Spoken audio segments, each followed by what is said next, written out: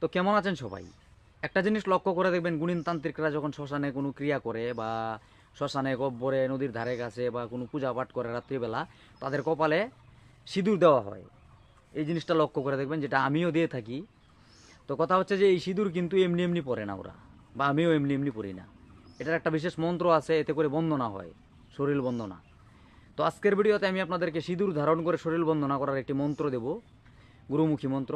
তো কী রকম মন্ত্র, কী তার প্রয়োগবিধি, সেটি জানতে হলে ভিডিওটি মনোযোগ সহকারে শেষ পর্যন্ত দেখুন। আপনারা দেখছেন তন্ত্র মন্ত্র সম্পর্কিত চ্যানেল জয় মা দুর্গা, আমি আপনাদের সঙ্গে ইন্দ্রজিৎ মল্লিক। এমনই সব ভিডিও পেতে আমাদের চ্যানেলটিকে সাবস্ক্রাইব করুন, পাশে থাকা বেল আইকনে ক্লিক করুন। তো চলুন শুরু করা যাক।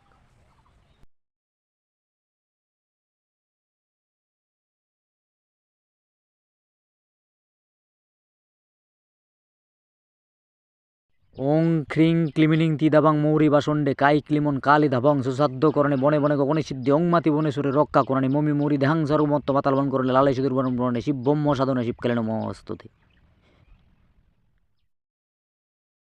তো দেখুন, কথা হচ্ছে যে এই যে সিঁদুর পরার ব্যাপারটা, এটা করতে গেলে আপনাকে সংগ্রহ করতে হবে কাঁঠালি কলা গাছের আগরি পাতা। মানে মাছ পাতাটা লাগবে না, যে কোনো একটা পাতা হলেই হবে।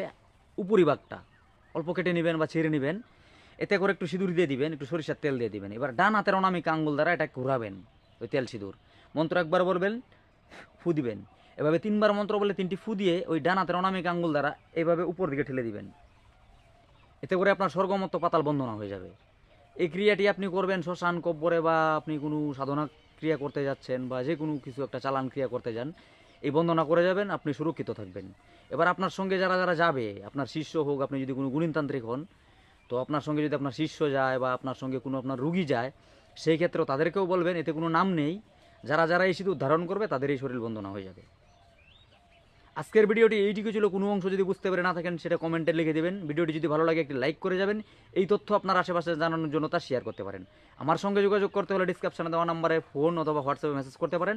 দেখা হচ্ছে আগামী পর্বে, ততক্ষণের জন্য ভালো থাকবেন। ধন্যবাদ।